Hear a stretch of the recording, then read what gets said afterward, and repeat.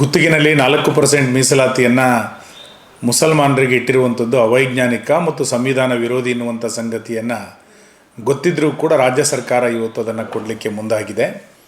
ಮತ್ತು ಇದು ಅವೈಜ್ಞಾನಿಕ ಸಂವಿಧಾನ ವಿರೋಧಿ ಅನ್ನೋದನ್ನು ಸ್ವತಃ ಉಪಮುಖ್ಯಮಂತ್ರಿಗಳಾದಂಥ ಡಿ ಕೆ ಶಿವಕುಮಾರ್ ಅವರು ಇವತ್ತು ಒಪ್ಕೊಂಡಿದ್ದಾರೆ.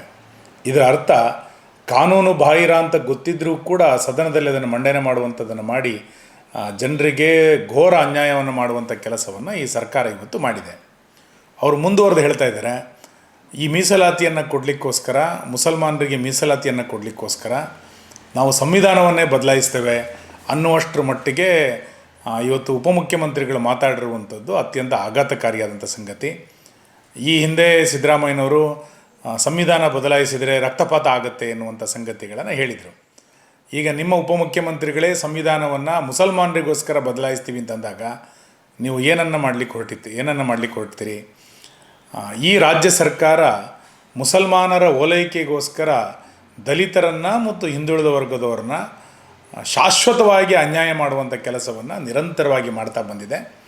ನಾನು ಸರ್ಕಾರವನ್ನು ಆಗ್ರಹಿಸ್ತೇನೆ, ನಿಮ್ಮ ಸಚಿವ ಸಂಪುಟಕ್ಕೆ ಮತ್ತು ನಿಮಗೆ ಈ ಮೀಸಲಾತಿ ಸಂವಿಧಾನ ಬಾಹಿರ, ಕಾನೂನು ಬಾಹಿರ ಅನ್ನುವಂಥ ಎಲ್ಲ ಸಂಗತಿಗಳು ಗೊತ್ತಿದ್ದರೂ ಕೂಡ ಸದನವನ್ನು ದಿಕ್ಕು ತಪ್ಪಿಸಿ ಸದನವನ್ನು ಒತ್ತಾಯಪೂರ್ವಕವಾಗಿ ಈ ಮಸೂದನೆಯನ್ನು ಮಂಡನೆ ಮಾಡುವಂಥ ಪ್ರಯತ್ನವನ್ನು ನೀವು ಮಾಡಿದ್ರಿ.